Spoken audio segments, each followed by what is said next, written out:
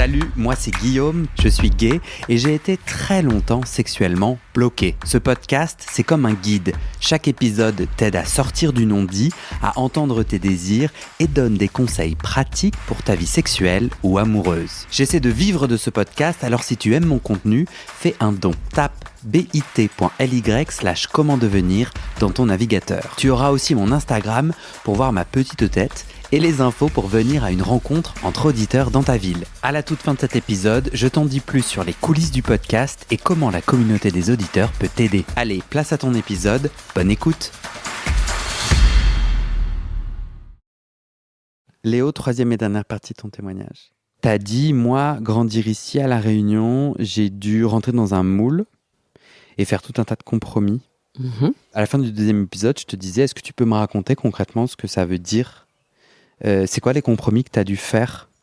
Tu m'as parlé au lycée, au collège, de mecs ultra masculins qui, en fait, assez directement, sans que toi tu saches, t'identifier gay, sans même que toi t'aies mis des mots, t'es né dans l'insulte, ou en tout cas dans la misogynie, on t'a dit t'es trop efféminé. Ouais. Au collège, ouais. Au collège. Aujourd'hui, pour toi, tu ne l'es plus du tout ? Avec mes relations, je me considère normal. Je suis pas viril à 100%, je suis pas efféminé à 100%. Mais dans mon attitude, je me considère pas efféminé, pas maniéré plutôt, on va dire. Pour toi, c'est une réussite ou un échec d'avoir gommé ce féminin, ces manières ? Ni l'un ni l'autre. Pour moi, c'est juste j'aime comme je suis, on va dire. Donc une réussite du coup, vu que j'aime comme je suis. Voilà. Ça t'a permis de survivre ? Ça a marché ? Ouais. En quoi ça a marché ? Parce que ça m'a permis de m'affirmer, d'être plus confiant aussi. Dès lors que j'ai réalisé aussi que qu'il fallait pas s'en faire des insultes, on me traitait de pédé, de tapette, enfin tout ce que tu veux, au collège. Et en fait, dès lors où je m'en fichais, où ils voyaient que du coup je m'en fichais, clairement, bah ça s'est diminué, on va dire, les insultes, tout ça. C'est parti petit à petit. Et lorsque j'ai joué aussi de ça, exemple, j'étais efféminé, mais je leur disais à tous, je peux avoir la plus belle fille de la classe. Alors que vous non. Parce que je traînais avec elle et tout, donc j'allais juste lui dire, fais genre, quoi. Et voilà, parce que elle a été une bonne copine. Oui, voilà. Genre, j'étais toujours ami avec les filles de la classe, etc., tu vois. Et donc du coup au pire j'allais la voir, je lui dis fais genre, c'est tout, et puis voilà. Au final bon, elle a pas fait genre, voilà, mais c'est passé comme ça. Et après au lycée directement, j'ai pas reçu d'insultes du tout, donc j'ai été beaucoup plus masculin, mais je traînais toujours avec les filles, donc ça passait pas, tu vois. Enfin, on me catégorisait directement parce que je restais avec les filles, etc. Mais comme je m'assumais, je m'affirmais, ils avaient pas de problème avec ça. Attends, tu dis deux choses, il y a eu deux mouvements. Tu as à la fois gommé les manières, donc tu es devenu plus masculin, mais tu me dis aussi, je me suis mis à m'assumer, mais du coup, t'assumais quoi ? Le fait à m'assumer moi, tout simplement. Enfin, j'étais très très timide en fait. Donc assumer ma présence, enfin assumer mon existence, enfin tu vois. Au milieu de ces insultes. Exactement. Ouais, moi j'étais très timide. Donc quand on m'insultait, on me regardait. Donc moi je détestais ça. Je voulais disparaître en gros. Et au moment où j'ai compris non, faut pas disparaître, faut juste j'existe et j'existe comme ça en guillemets. Mais t'as compris genre tout seul en regardant un film Non, j'ai en fait j'ai fait le sport avec mon père, etc. On en reviendra après. Mais du coup en fait pendant les vacances, donc tu sais dans l'adolescence, il suffit que tu fasses 2 mois de sport et tu te développes. Ah bon ? Mais ouais, c'est ce qui s'est passé avec moi. Où les grandes vacances, donc juin, juillet, août, tout ça, je suis passé de la 5e, 4e. Quand je suis arrivé en 4e, tout le monde a dit waouh, etc. Parce que mon père il m'a fait faire des pompes, etc., etc. Donc je suis devenu un peu plus carré, on va dire. Et quand j'ai reçu ces premiers compliments, c'était les premiers vraiment compliments, pas homophobes, pas négligents. Et donc là, j'ai commencé à j'existe et je peux exister bien. Si t'es un homme masculin. Si je suis un homme masculin. Et donc petit à petit, je me suis juste virilisé dans le comportement, mais après c'est devenu petit à petit naturel, hein, mais je me suis pas changé non plus. C'est-à-dire que Si j'avais envie de me mettre sur une jambe, typiquement, je me mettais sur une jambe, quoi. Oui, tu fais référence à l'épisode avec Quentin d'il y a quelques semaines, où justement, lui, son père était violent, je crois, ouais, je crois que c'est ça, quand il se mettait sur une jambe. Et toi, ça a vachement résonné pour toi? Ouais. Oui, parce que ça a été aussi le même problème, quoi. Pas forcément avec mon père, avec les amis du collège, tu te mettais un peu sur une... Tu sais, en sport surtout, où tu t'assois pas, du coup, tu restes debout, le temps que le prof il explique. Les garçons, ils attendaient les deux jambes tendues, bras croisés limite. Vraiment. En écartant les jambes, donc cette posture un peu de winner. Voilà. Alors que moi, j'étais bien sur ma hanche, quoi. Vraiment. Mais du coup, vas-y, moi, je me lève là et je me mets sur... Ah ouais, mais tu vois, je me mets sur une jambe. Genre...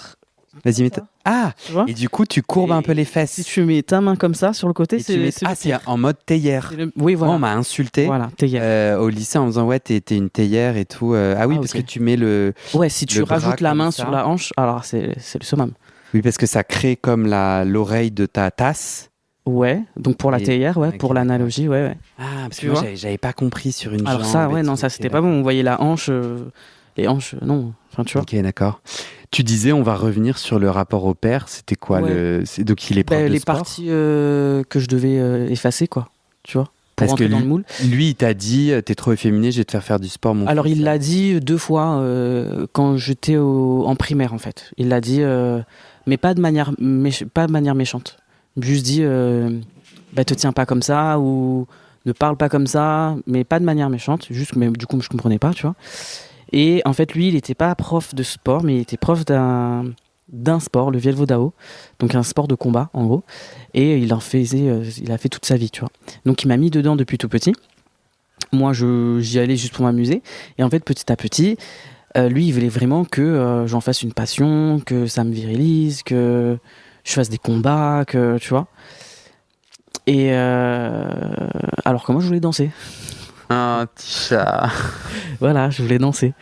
Et j'osais pas. Donc il y avait l'UNSS danse au collège, là en midi 2. J'y allais pas du tout. Il y avait quoi? UNSS, donc c'était l'extrascolaire. En fait, les profs de sport, ils organisaient des petites activités. Escalade, badminton, que tu pouvais faire en midi 2, du coup. Et il y avait danse. J'y suis pas allé, je suis parti en escalade, tu vois. Par rapport à un exemple de ce que j'ai dû refuser, tu vois. Voilà, par exemple. Et t'as de la colère envers ton père?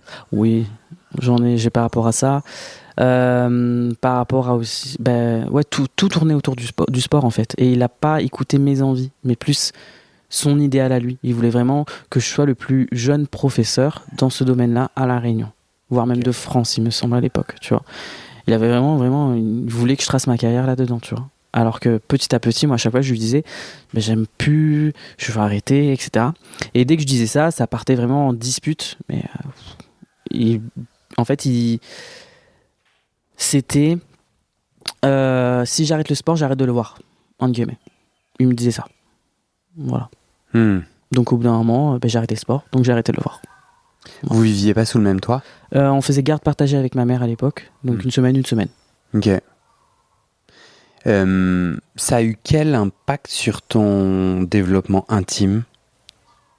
Sur mon développement intime, j'ai eu du mal à m'assumer, du coup. En tant que tout, soumis, les trucs qui me font plaisir. J'ai vraiment eu du mal à assumer et à accepter aussi, du coup, ça. Quoi d'autre? C'est quoi le lien entre accepter et assumer d'aimer avoir des pratiques de soumis et ce comportement du père? Ça rentrait pas du tout dans le bon moule. Lui, il était pareil, coureur du pont, etc., dominant. Et j'étais tout l'inverse. Tu vois?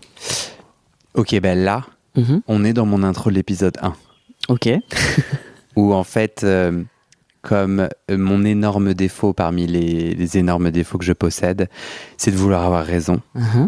Mais tu gardes ton indépendance, et donc si tu m'opposes un gros nom, il n'y a pas de problème. C'est pas parce qu'on est sur mon podcast qu'il faut que tu dises « Ah bah ok Guillaume ». Mais tu vois, dans l'épisode 1, dans mon intro que j'ai écrite ce matin, j'ai dit ça. J'ai dit qu'en fait, s'autoriser à dire publiquement qu'on est passif soumis, c'est aussi une reconquête. Et là, tu me dis même face à ton père, à qui tu dis, mais en fait, moi, je vais pas me cacher, mon petit chat. Enfin, je sais pas comment tu parles à ton père.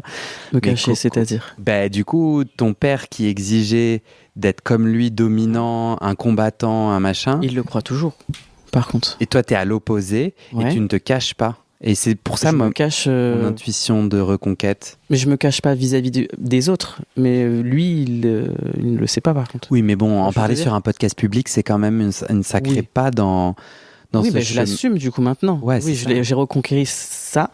Mais lui, il croit que par contre, oui, voilà. Comment devant lui?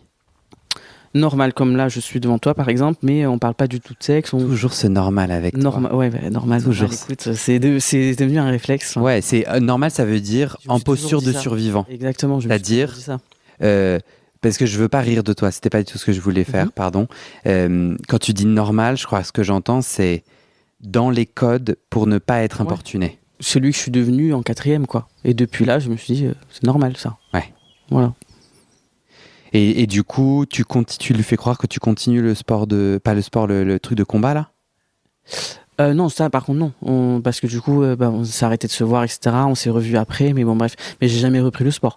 Par contre, il croit toujours que je suis hétéro, enfin ce genre de choses quoi. Ok. Voilà. Et t'es out à d'autres personnes qu'à lui? Oui, tous les autres, sauf mes grands-parents, parce que un peu trop ancré dans les traditions, on va dire. Mais ma mère, mon frère... Si jamais tu lui dis que t'es gay, tu penses qu'il peut se passer quoi? Pourquoi tu ne lui dis pas? Non, maintenant, il a changé un petit peu de point de vue, mais j'ai juste pas envie de rentrer dans... de refaire un autre coming out, enfin de refaire à nouveau un coming out. Et surtout, j'en vois pas l'utilité, parce que j'ai pas besoin de le faire en fait vis-à-vis de lui. Je ressens pas l'envie, j'ai pas envie de devenir plus proche que ça avec lui. Je suis bien là, comme ça. Et c'est pas comme si vraiment je jouais une autre personne. C'est pas comme si je ramenais une femme devant lui, tu vois. Je reste moi, c'est juste qu'on parle pas de ce sujet-là. Ouais. Et je pense qu'un jour, s'il en parle, il me pose la question, j'assumerai, je dirais, je suis gay, quoi. Oui, il t'a aussi jamais posé de questions sur ta vie intime. Non. Ouais, voilà. Tu penses pas que quelqu'un lui a dit? Je pense qu'il a eu des doutes, parce que ma mère m'en a parlé déjà, qu'il a eu des doutes et qu'il en parlait avec ma mère. Mais sans plus. Lui, de lui-même, vis-à-vis de moi, on n'a jamais parlé. Putain, c'est tellement chaud de se grandir. Enfin, moi, j'ai plein de... C'est tellement chaud de grandir sous l'autorité de quelqu'un qu'on déçoit, qu'on pense décevoir ou qui nous dit qu'on le déçoit. Bah voilà, moi je suis juste... j'ai plein d'empathie et d'amour pour toi. Bah ouais, parce que en fait... Merci. Non, mais... Bah non, pas merci, on s'en fout de ton empathie. Mais bon, non, mais ça sert à rien.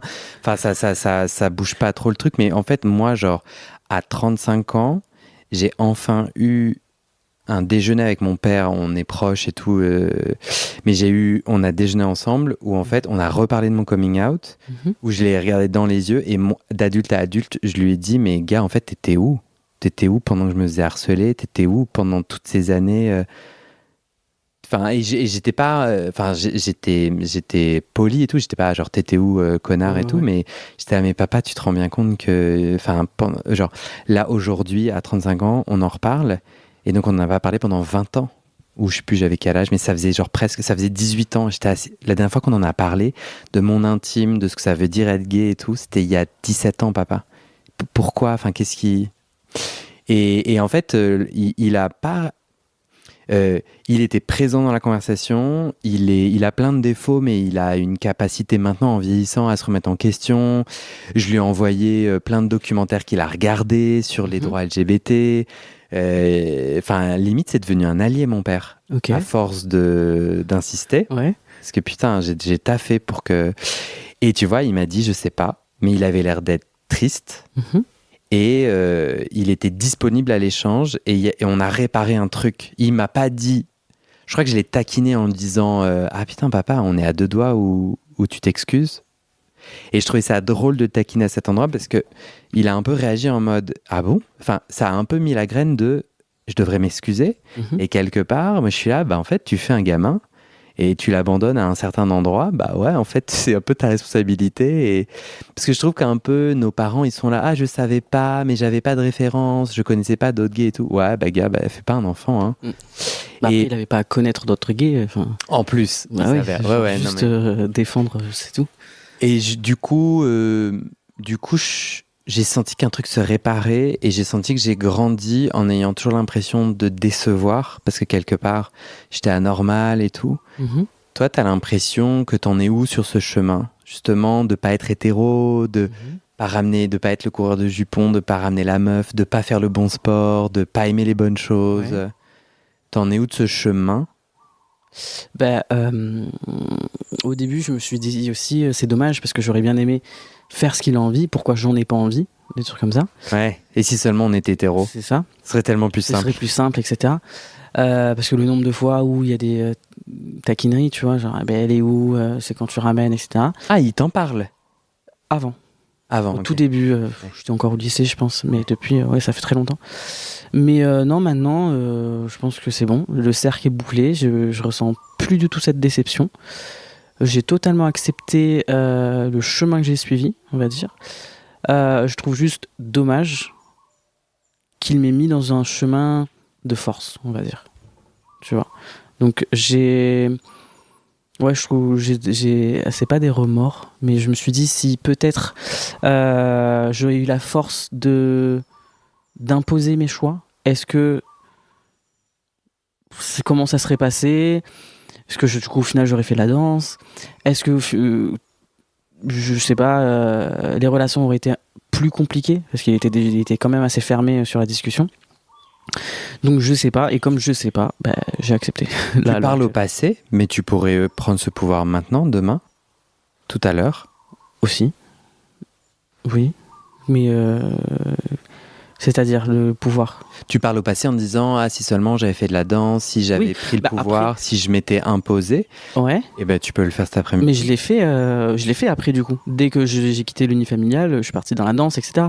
Sauf que je voulais commencer bien plus tôt. Moi, je voulais même faire une carrière professionnelle dans la danse. Ça, c'est aussi ma mère qui m'en empêchait. Elle me dit, il n'y a pas de carrière à faire dans la danse. Enfin, c'est un hobby, quoi, tu vois. Ouais. Mais je me suis dit, si j'avais commencé depuis petit, je me serais exprimé plus pleinement. Ça m'aurait donné confiance parce que franchement, quand j'ai commencé, ça m'a vraiment donné confiance, tu vois. Donc voilà, juste ça. J'aurais bien aimé commencer plus tôt, quoi. Ouais. Moi, je dirais qu'il n'est pas du tout trop tard. Du tout, que ça soit pour la danse et autres, du tout. Trop tard pour. Je sais pas, il y a un peu un truc de non mais la danse, si tu commences pas ou si machin, comme on t'a empêché, bon maintenant un peu le sous-texte c'est qu'à 26 ans tu vas pas commencer la danse maintenant. C'est ça, moi là si je fais la danse, c'est professionnellement c'est pas impossible, mais c'est plus compliqué. Voilà. Oui, donc du coup, j'ai pas trop envie de me lancer. Puis la danse, ça peut être, tu peux ne pas le faire de façon professionnelle. En fait, tu peux aller conquérir ton toi danseur et tu vas voir qu'il va se vivre. Oui, peut-être que le rêve initial d'être un danseur à l'opéra est plus possible. Mais en fait, tu vas découvrir un toi danseur qui peut complètement exister. Et même si tu commences à 60 ans. Et je crois que moi, j'ai trop envie. Donc, tu as beaucoup de travail. Car je vais aussi te demander d'écouter. C'est quoi son nom d'emprunt? Davy. Alors que t'as écouté l'épisode de Davy? J'ai écouté le premier épisode, donc c'est peut-être le deuxième ou le troisième.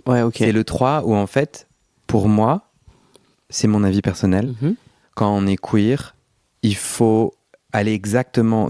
je comprends pourquoi t'as cette peur. Moi, je l'ai aussi, cette peur de l'abandon. On en a parlé en filigrane pendant tout notre échange. Et elle est normale puisqu'en fait, il y a un vrai risque que tu sois abandonné. Il y a eu un risque et il y a un vrai risque que tu sois abandonné. Donc en fait, ta peur est assez intelligente. Et moi, j'ai eu l'impression de devoir, et ça m'a mis beaucoup de temps, de devoir plonger dans cette peur et de dire, ok, je vais abandonner ma famille, je vais les perdre. C'est possible. Et donc, je vais vraiment prendre en considération que c'est possible. Et maintenant que c'est vraiment possible, je vais me retourner vers eux et à l'instar de Davy qui dit « Maintenant, c'est terminé, en fait. Je reviens à la réunion et je dis à mon père « Non, mais gars, en fait, si tu m'aimes pas, moi, je suis gay, ça changera pas. Tu m'insultes, tu me traites mal et ça, c'est terminé. Et en fait, non seulement ça ne changera pas, mais je vivrai même sans toi. » Et c'est terrible, hein, mais il y a quand même besoin de cet abandon-là, de dire « Bon, en fait, je rentre pas dans votre moule. Et maintenant, il est temps que j'en sorte. Et en fait, soit vous m'acceptez, vous m'aimez comme ça, soit c'est terminé ce lien. » Et c'est terrible parce qu'en fait, vivre sans lien... Enfin, moi, je trouve que c'est dur à dire sur le podcast parce que moi, j'ai eu la chance que mon père, mon frère et mon entourage proche ne m'a pas abandonné quand j'ai dit ça. Et c'est pas parfait et tout, mais qui serais-je aujourd'hui s'il m'avait abandonné? Je sais pas. Je sais pas si j'arrive, tu vois ce que je veux dire, ce que tu payes. Mais je crois que ma vie serait terrible, mais moins terrible que de continuer à tourner autour du pot. Et moi, j'ai envie qu'on aille le défoncer, ton père. J'ai envie qu'on lui fasse la prise là de karaté, je sais pas quoi, son nom de... Et qu'en fait, qu'on lui fasse bien comprendre qu'en fait, maintenant, ça se joue pas dans... Ça se joue plus avec ses règles à lui, quoi. Et que moi, j'ai besoin que nos familles, elles aient peur. Je sais que c'est pas bien, et j'espère que... Je veux pas du tout dire faut qu'on fasse le mal et tout, mais je crois qu'ils sont ultra confiants, en fait. Ils croient qu'ils peuvent nous dire n'importe quoi. Et en fait, ils nous ont toujours vus un peu soumis à leurs insultes, à leurs préjugés et tout. Et maintenant, j'ai envie qu'on se lève et qu'on se casse. Et qu'en fait, quand quelqu'un, en fait, il dit un truc parce qu'il a pas regardé le documentaire LGBT, parce que il comprend rien et qu'il me redit un truc homophobe, moi, je suis là, ah, tu veux un lien avec moi? Ben, en fait, non, ça se passe pas comme ça. Et donc, moi, j'ai envie de dire, de façon assez posée, je suis très inconfortable avec ce que tu as dit, et là, je vais partir, parce qu'en fait, j'ai pas envie de t'éduquer. En plus, souvent, c'est des gens à qui je leur dis, ça fait 3 fois que je t'explique. En fait, tu me parles pas comme ça. Et souvent, les gens sont là, ah, mais pourquoi tu parles? Pourquoi tu pars? Explique-moi. Mais non, en fait, gars. Et du coup, souvent, je suis là, Wikipédia. Wikipédia et le lien que je t'ai envoyé il y a... Tu vois ce que je veux dire? Et c'est ça un peu qu'ils aient peur. T'en penses quoi? Je vois où tu veux en venir, etc. Donc de ce contrôle, et ils pensent pas que demain matin on peut partir, quoi. Ouais, t'es d'accord? Pour eux, on reste là, quoi. Genre, voilà, c'est comme ça. Encore plus à La Réunion, où la famille c'est super important, tu vois. C'est vraiment très très ancré. Donc demain matin, il se voit pas du tout. Il va partir comme ça et nous oublier, quoi. Tu vois. Donc c'est pour ça qu'ils se permettent ce genre de choses. Mais oui, donc il faut absolument, enfin, si on veut bien vivre et vivre confortablement avec soi-même, etc., il faut aussi choisir son cercle d'entourage, quoi, que ce soit familial, amical, n'importe. Mais dès lors que y a quelqu'un qui t'importune mentalement, mais ça demande trop d'énergie maintenant, donc on part. Soit toi tu dis, parce que là tu dis on et plus je. Parce que t'en es où de ce chemin-là? C'est quelque chose... Enfin, mon propos te parle, et pour toi, t'en es où sur ce chemin? Indirectement, je le fais, c'est-à-dire que... En tout cas, beaucoup plus amicalement, parce que niveau famille, c'est plus... Je l'ai fait, mais pas de la bonne manière. C'est-à-dire que je suis parti sans explication, quoi. Je veux te dire, je suis parti, voilà, bye. Et alors que niveau amical, j'ai beaucoup moins cette accroche, j'ai beaucoup de mal à dire, en fait. On n'est pas sur la même longueur d'onde, quoi, c'est tout, tu vois. Ouais. Alors que famille, il y a plus... je pense que c'est au niveau de l'éducation aussi. Enfin, c'est... Comme c'est la famille, et tu y peux rien. Alors que les amis, tu peux choisir si c'est ton ami ou pas, tu vois. Alors que la famille, ça reste ta famille. C'est ton père, que tu le veuilles ou non, c'est ton père. Par contre, tu peux choisir qu'il reste dans ton cercle. Oh, après les mouches, c'est les guêpes. Ah là là, c'était une guêpe, ouais. Elle est passée juste en dessous. Ah là là là là là là. Elles sont belles. Tu voulais des tutuis, des cuicuis. Tu voulais des... C'est ça, mais t'as autre chose. Mais toi, imaginez, je vais te poser une question et après je vais aller mettre de la crème solaire. Ok. Parce que je suis en train de cramer de ouf. Ah bon? Alors, ne juge pas ma petite peau de blanc. Ouais. Toi, tu crames pas là? Non, du tout. Ok. J'aimerais voir du respect dans ton regard. C'est dur. C'est dur d'en avoir. Quand tu te fous de ma gueule. Je vais te poser une question et tu vas pouvoir y réfléchir tandis que je vais aller mettre de la crème. Est-ce que tu pourrais considérer de confronter ton père d'adulte à adulte en renversant la table du pouvoir et en lui donnant en fait tes conditions pour que vous ayez une relation. Ok. Et que s'il est incapable de remplir ces conditions, on parle de respect minimum ou d'interaction, que sais-je, qui sont tes conditions. Hein, je suis pas en train de parler de trucs. Et est-ce que tu te verrais confronter ainsi si tu peux pas le faire, pourquoi? Il y a peut-être des enjeux financiers, des enjeux peut-être de sécurité, parce qu'il pourrait devenir violent, etc. Là, je pense que je vais couper le moment au montage où je mets de la crème. Il n'y a même pas de soleil. Il n'y a pas de soleil. Attends. Il y a pas de soleil. Il y a une forte luminosité. Je suis d'accord. Et mes bras sont dénudés et ça chauffe de ouf. N'importe quoi. Et la dernière fois que j'ai fait, genre Guillaume, il n'y a pas de soleil, arrête de nous casser les couilles, je me suis tapé un énorme coup de soleil. Ah ouais. Ouais. Ok. Bah oui. Bah vas-y, non mais c'est toi qui le sens, hein. C'est ton corps. Me revoilà. T'as réfléchi à ma question? Ouais. Qui était? Repose-moi encore. Ah, tu t'en souviens pas du tout. Non. Ça remonte pas. Je te disais, à l'idée de confronter Oui. ton père, ouais, à l'idée de confronter ton père, t'en penses quoi? Alors du coup, en fait, le souci, c'est que je crois que ça va au-delà de la sexualité avec mon père. C'est vraiment la manière de penser, tu vois. Donc, on s'est déjà confronté sur ça, donc pas sexuel, enfin, au niveau de la sexualité, mais on s'est déjà un peu confronté sur, c'est pas comme ça la vie. Enfin, lui, il était très dans, je jette la faute sur toi, et très, je te fais culpabiliser. C'est à cause de toi, si tel truc, tu vois. Donc même vis-à-vis de mes demi-frères et sœurs, parce qu'il a des enfants aussi de son côté. Et on a déjà essayé de parler de ça. Moi, j'ai parlé de ça avec lui. J'ai vu que ça n'a mené à rien. Et du coup, je suis parti. Voilà. Aujourd'hui, tu as plus de contact avec lui? Aujourd'hui, en fait, je suis parti donc un petit peu avant l'Australie. On a coupé les ponts. En Australie, je suis revenu dessus. Et en fait, à mon retour, il a appris que j'étais de retour et il est revenu vers moi. Donc petit à petit, on se reparle et il n'y a plus cette espèce de culpabilité qu'il essaye de me mettre en fait. Donc là, c'est vraiment... est-ce que tu es disponible pour qu'on se voit? Est-ce que tu es disponible pour qu'on donc il cherche à avoir un lien avec toi. Il cherche quand même à avoir un lien. Ouais, un lien avec même... qu'on a même un lien familial, genre, que je partage aussi avec mes demi-frères et sœurs. Ouais, tu vois, il a veut peur vraiment, en fait. Tu vois, ouais. Ils ont peur. Ouais, il veut vraiment que je garde On le ce sent contact. pas nous, mais ils ont peur. C'est ça. Et je trouve que moi j'y crois de ouf à la confrontation. Mhm. Ça peut être, le terme fait peur. Et je crois que je l'utilise volontairement parce qu'en fait, c'est extrêmement flippant. Je crois que d'autres appellent ça une forme de crise d'adolescence, d'autres appellent ça tuer le père, tuer les parents, tu sais, en psychanalyse. Quelque part, c'est de devenir adulte et même si on n'est pas queer, les personnes, tout le monde a à le faire, à dire, attends, en fait...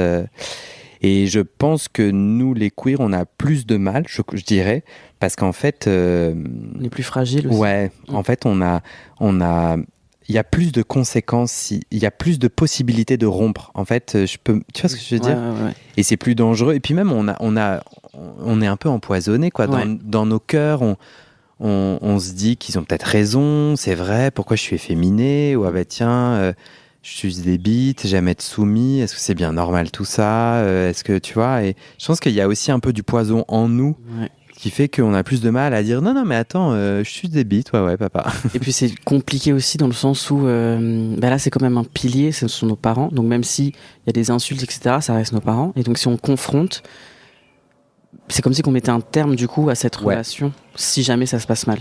Aux insultes. Ouais, voilà. Enfin, mais si jamais ça se passe mal. C'est quoi le lien avec tout ce qu'on vient de se dire? C'est que l'estime de soi, pour moi, c'est que personne, que ça soit le pape, un président de la République, ma propre mère, personne ne peut outrepasser une certaine limite. Donc, sous l'agacement, dire des bêtises, je parle pas de ça, je parle d'un comportement toxique ou de mots ou d'insultes toxiques. Et pour moi, bâtir son estime de soi et donc pouvoir jouir et choisir en liberté, s'épanouir en tant que gay, en tant que danseur, en tant que bel homme que tu es. C'est savoir que j'aurai toujours moi avec moi-même, je me protégerai. Tu vois? Donc le moment où, puisque ce sont des piliers parentaux, je me bafoue, ça casse l'estime de soi parce que ça veut dire que même moi-même, je ne sais pas me protéger. Ça veut dire que dans d'autres situations, je n'ai pas confiance que je saurais me protéger.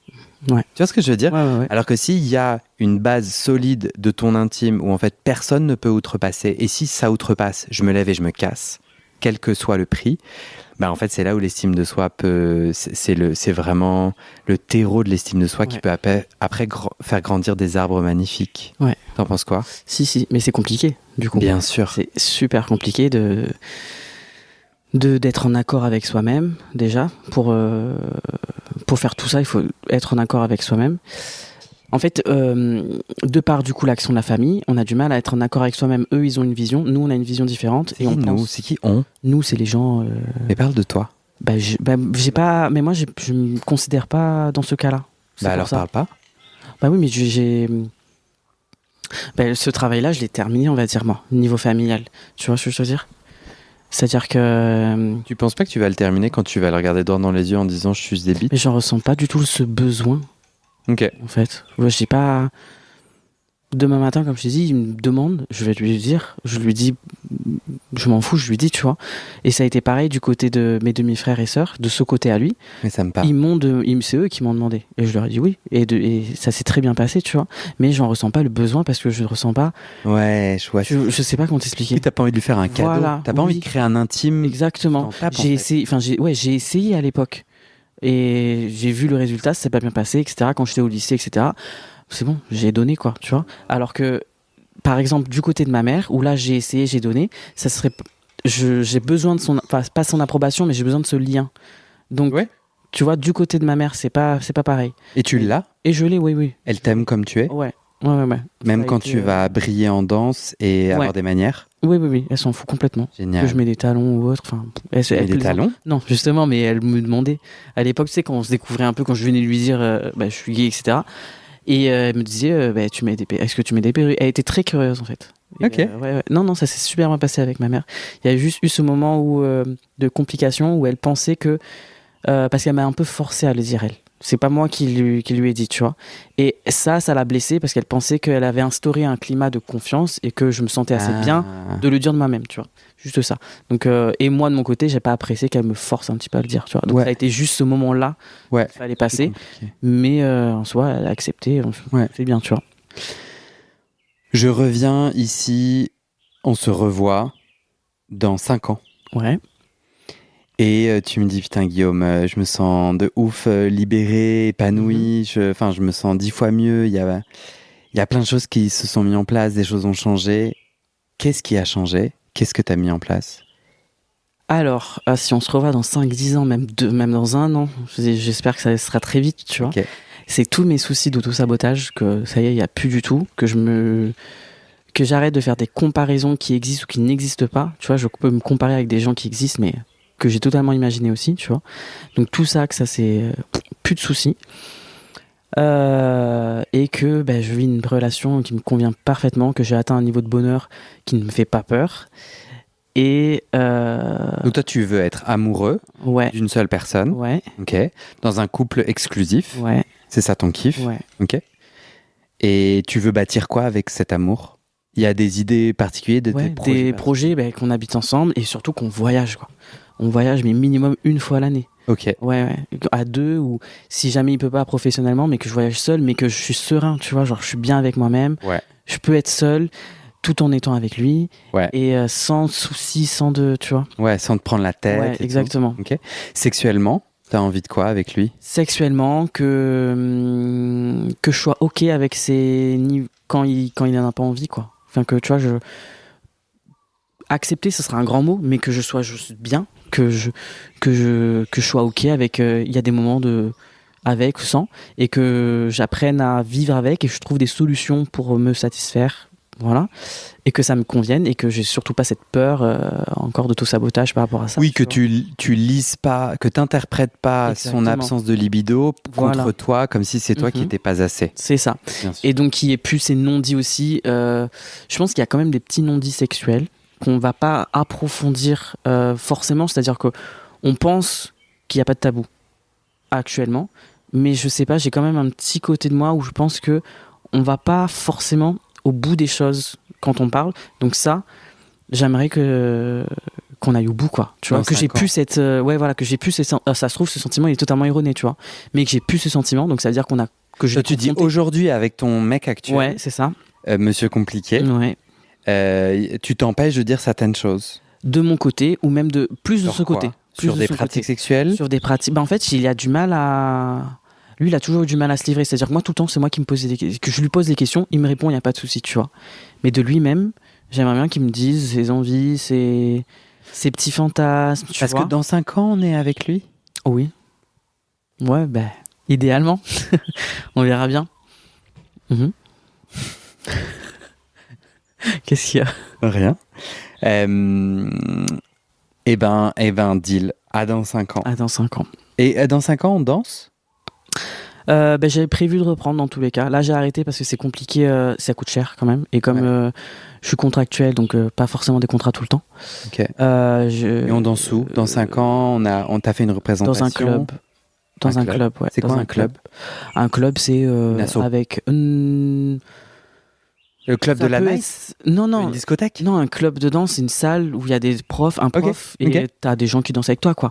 Mais c'est vraiment un truc où tu peux faire à la fin une chorégraphie. T'as fait un spectacle dans 5 ans? Je ressens pas forcément envie de faire un spectacle. S'il y a, je suis pas contre. T'as fait une vidéo de la chorégraphie où t'es trop fort? Ouais, filmer par exemple quand on finit une chorégraphie, parce qu'en général c'est sur plusieurs séances, tu vois. Ouais. Et à la fin d'une chorégraphie, j'aimerais bien mettre mon téléphone en face, me filmer et que je sois fier. Ouais. Tu vois. Et est-ce que la dernière pause de la danse, c'est toi en théière? Moi en théière, moi en tout ce que tu veux, moi en grand écart, Allez là. En théière maximale, mais vraiment une théière que t'as jamais vue. Une théière genre qui te sert d'ité. Voilà. Okay. Et c'est tout ce que je te souhaite, parce qu'en fait t'as pas à avoir peur, t'as pas à avoir honte, t'as pas à rentrer dans zéro moule, tu es le moule. You are the moule. T'es une petite moule. Ouais, ça c'était...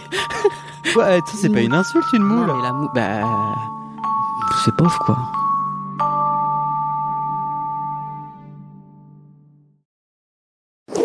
Amis messins, parisiens ou suisses, à vos agendas, prochaine rencontre entre auditeurs. À Metz, c'est le 11 et 17 janvier soir. À Paris, samedi 1er février après-midi. Et à Lausanne, samedi 15 février après-midi. À Paris et à Lausanne, ça sera des rencontres avec un cercle de parole enregistré. Attention, place limitée. Prends ta place maintenant en remplissant le formulaire sur le site du podcast, page rencontrer live, bit.ly/comment devenir.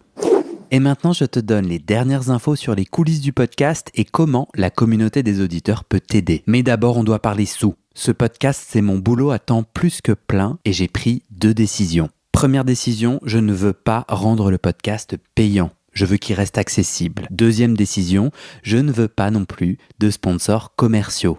Vous vendre du lubrifiant ou des godes que j'utilise pas, non merci. Je limite mes sponsors à des assos ou aux services publics dont je porte déjà les messages de santé, mais bon, ça réduit beaucoup mes possibilités financières. Donc je dépends de vous, mes petits auditorices. Depuis 1 an, je cherche 400 auditeurs, auditrices qui peuvent me donner 5 € par mois pour que ça me fasse un gros SMIC, une sécurité financière minimum. Le pari est risqué, demander des sous pour un podcast gratuit dans une culture francophone qui n'a, il faut le dire, pas l'habitude de soutenir ses créateuristes de contenu, c'est pas facile. On est 180 sur les 400. Je galère à faire décoller tout ça, alors si tu aimes mon contenu et que peut-être même ça t'aide, rejoins les 400 maintenant. Direction le site du podcast, tu vas pouvoir donner via ma plateforme de dons ou en direct avec mon RIB par mois ou en une fois pour un soutien annuel. D'ailleurs sur 1 an, ça fait 60 €, en gros le prix d'une séance de psy d'1 heure. Tu n'as pas de sous, t'inquiète, je comprends,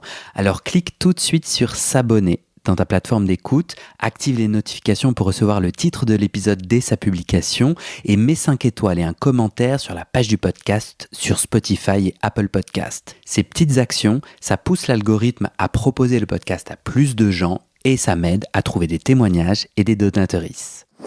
Bon, maintenant, faut que je te parle de ce qui se trame derrière le podcast avec notre belle communauté des auditeurs. Sur le site du podcast, tu trouveras notre annuaire collaboratif des soignants-soignantes gays ou queer-friendly. On se partage entre nous nos contacts des soignants avec lesquels on se sent safe, médecins généralistes, proctologues, psy, sexothérapeutes, etc. partout dans le monde. Tu trouveras aussi mes réseaux sociaux et ma communauté WhatsApp. Je te montre ma petite tête, je te raconte les coulisses du podcast, souvent je pose des questions pour des futurs épisodes, je demande de l'aide ou toi, tu peux aussi m'envoyer des messages, par exemple des messages d'amour pour me motiver, ça me fait très plaisir. Tu trouveras aussi sur ce site la communauté Discord du podcast. C'est là où les auditeurs peuvent parler entre eux, peuvent parler des épisodes, de culture et aussi de sexe et de leurs sujets intimes. Pour découvrir tout ça, tu tapes dans ton navigateur bit, c'est bit sans e.ly/comment devenir. Merci à toi et à très bientôt dans tes oreilles.